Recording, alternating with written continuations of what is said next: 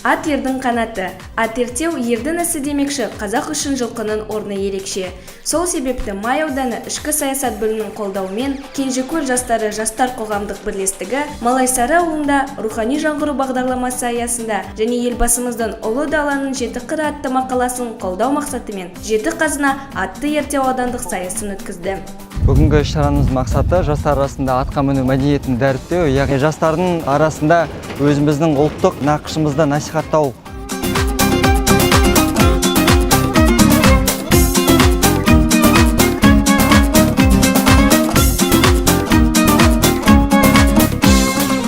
Май ауданы атқа мінуден өзі облыста жетекші орында.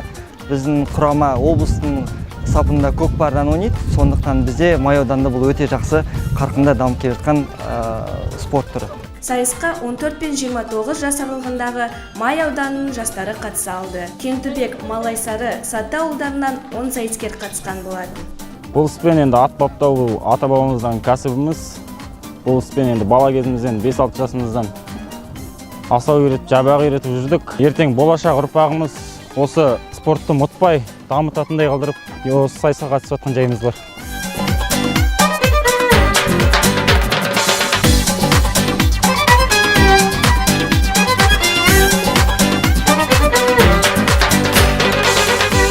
Атының есімі бұл енді абырой деген ат сәйгүлік.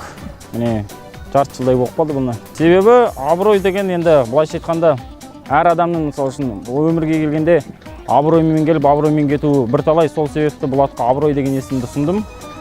Сондай есім қойдым.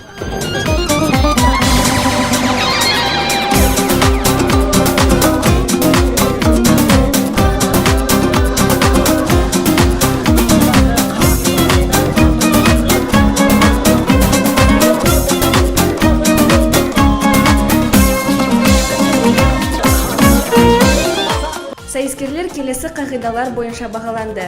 Атпен жүру үшін ер-тоқымды даярлау техникасы, оны ерттеудің кезеңдерін ұстануы, орындаудың жылдамдығы мен шеберлігі және сайыстық тапсырмаларды орындауға кеткен жалпы уақыттың көлемі.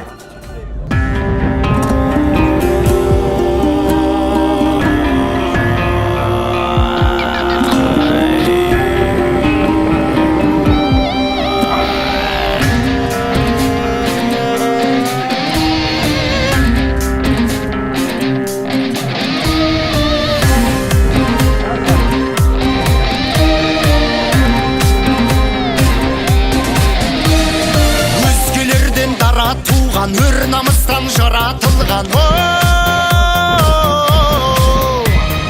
бабасының батырлығы ханмен бойға таратылған Алатаудай алашымның қаратаудай баласымын қастерлі алашымның қорғаймын бар асылын қолдан бермес қазақтың баласымын.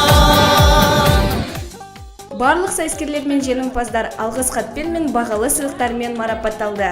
Ал бүкіл тапсырмаларды шапшаң әрі дұрыс орындап, Саты ауылынан келген Мадияр бағылан жеңіске жеткен. Бұл іспен ол 10 жылдай айналысады. Бұл іспен енді бірінші жылдан еттім, жарысқа қатысып тұрмын. Өзім көкпар ойнаймын. 10 жылдан ас көкпар ойнап жүргеніме.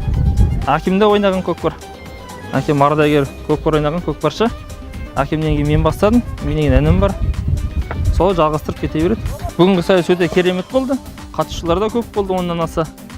Енді бағымыз жанғаннан кейін бірінші орын алып тұрмыз.